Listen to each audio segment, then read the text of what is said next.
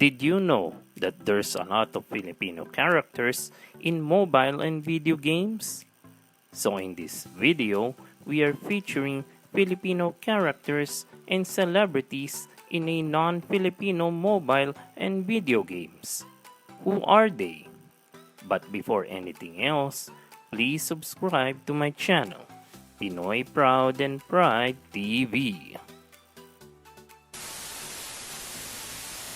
Talim, Soul Calibur. Talim was arguably the most widely known Filipino video game character. She made her debut in Namco Bandai's 3D fighting game Soul Calibur 2 in 2002. According to game lore, Talim, whose name translates to Sharp Edge in Tagalog, hails from the village of the Wind Deity.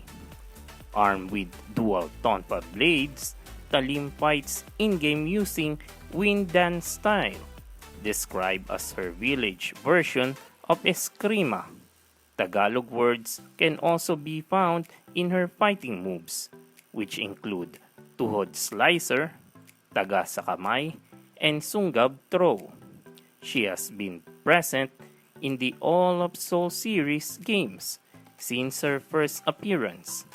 The latest installment, Soul Calibur 5, was released for PlayStation 3, Xbox 360 on February 2012.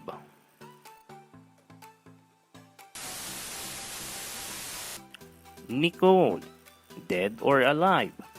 Born from the idea to incorporate a Hollow Universe character into fighting series Dead or Alive, Spartan 458, also known as Nicole, surprised a number of fans when she appeared in marketing material for Dead or Alive 4.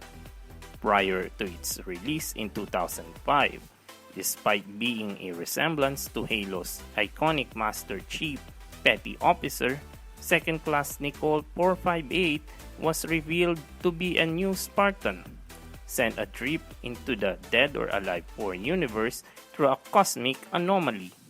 While it's unclear whether she has a Filipino features underneath her Molonier 4 armor, her in-game profile states that she is of Filipino descent.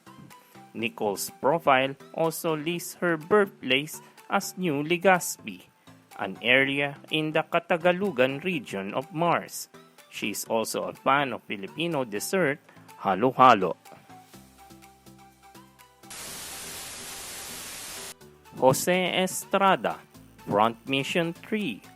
Jose is one of the two playable supporting characters in Front Mission 3, a tactical mecha RPG released in 1999 by Squaresoft, currently known as Square Enix, for the PlayStation console, while his last name is spelled Estrada in the original Japanese version.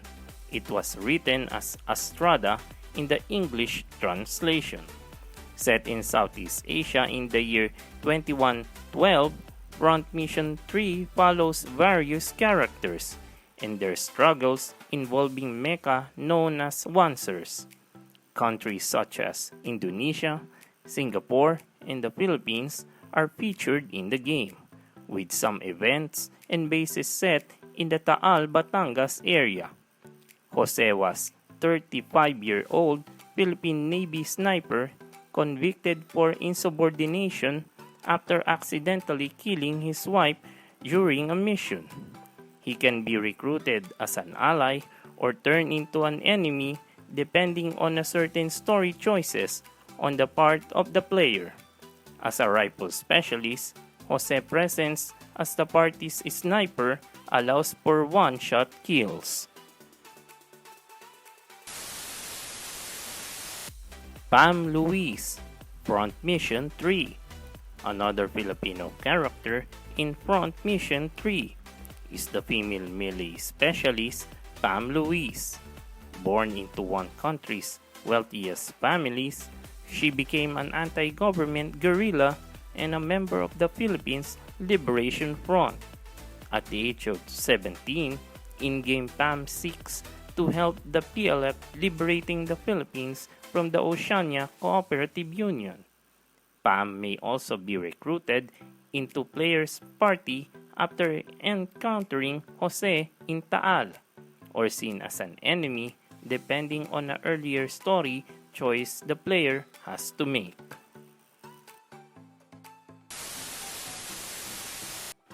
Santos, Out of Depth Jam, 5-4 New York's assortment of 70 hip-hop culture-inspired and original characters. One kickboxer by the name of Santos stands out as the only Filipino challenger in the urban fighting game. Carrying the Philippine flag in his fighting attire, Santos is a local fighter who immigrated to the United States in the hopes of pursuing a professional kickboxing career. He was later kicked out of the professional circuit after nearly killing a South American fighter in the ring. As a result, Santos now makes a living by fighting in the underground circuit with his kickboxing style, which includes a blazing move called Filipino Pride. Maria Santos, Sampagita. While it may come as a surprise to many, the Japanese visual novel series Yaridora also featured a Filipina heroine named Maria Santos in Sampagita, one of the series' 4 interactive anime movie-style installments. The player encounters the amnesiac heroine Maria one rainy night in Tokyo and proceeds to bring her to his home. The two then go to a journey to find Maria's identity while avoiding trouble with her pursuants, the police, the Yakuza, and the Asian Mafia. Sampagita and the rest of Yaridora were released solely in Japan by Sony Computer Entertainment in 1998 for the PlayStation 1 and re-released in 2005 for the PSP. The arc features a total of 28 possible good, bad, and neutral endings, depending on the player's choices and interactions with Maria.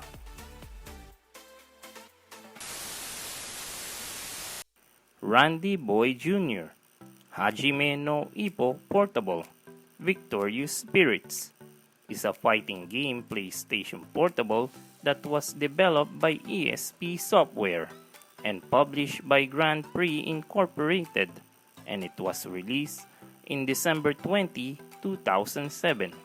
Based on a popular boxing manga, Hajime no Ippo, a boxing action game featuring over 40 characters. It is equipped with a story mode to go along with the story in the same way as the original manga. Randy Boy Jr. is a featherweight professional boxer from the Philippines and the son of the late Raccoon Boy, the man who defeated Miyata's father and ended both their careers prematurely.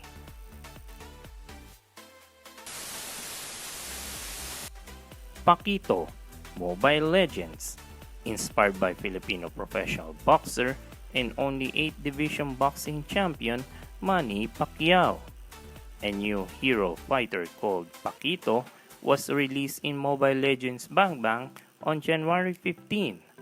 Paquito is a robust fighter hero with the ability to enhance his skills. Moreover, he can use several skill combos to dish out a burst of damage and outplay his opponents in both 1 versus 1 duels and team fights. And according to the player's info, Paquito was born in a small village in a southern Monian, and he has only one dream since he was a little boy: to become the world's strongest fighter.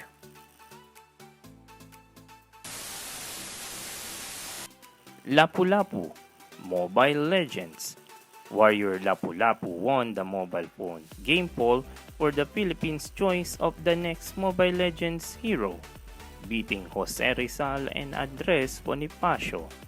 The concept art for Lapulapu depicts the hero as a native with a tattooed muscular body and absolute warrior, which fits the known image of the Philippine hero.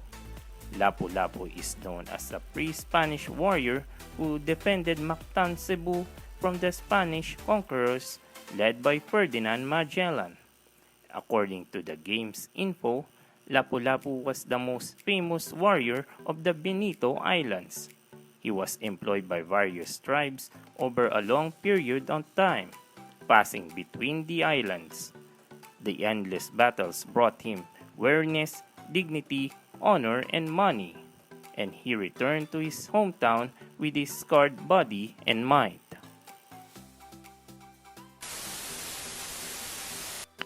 Josie Rizal, Tekken. Josie Rizal is a character in the Tekken series who is introduced in Tekken 7 as one of the new playable characters. She is the first Filipino character in Tekken franchise, named after the Philippine national hero Dr. Jose Rizal. Josie is a specialist in Eskrima and kickboxing. In the game, she is seen wearing a golden blouse, blue skirt, red headband, gladiator sandals, and an assortment of ornate gold accessories, all reminisce of traditional jewelry and the colors of the Philippine flag. According to the game's info, Josie has been described to be bright, cheerful, and quite energetic, but she has become more prone to crying because of something that happened in the past. It later reveals in her backstory that she was a big crybaby at a young age and is unable to ease it. During her training course and confrontation against Kuma, Josie was revealed to be afraid of bears and makes her flee in tears. When it was encountered as well as being interrogated by it, which causes her to faint. Manny Pacquiao. Manny Pacquiao was featured in 2 games. He was included in EA Sports Fight Night, a series of boxing video games created by EA Sports. It follows on from their previous series, Knockout Kings, produced for various platforms yearly between 1998 and 2003.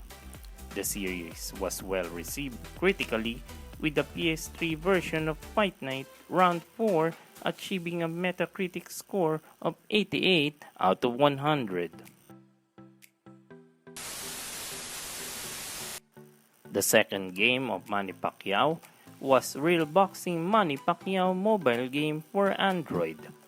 This mobile game was created by Vivid Games from Sweden, an excellent multiplayer boxing simulator with a decent features and gameplay. The game includes multiplayer boxing fight, both boxer KO challenges, customize your boxer, train your way to the top of box games, and retro arcade mode.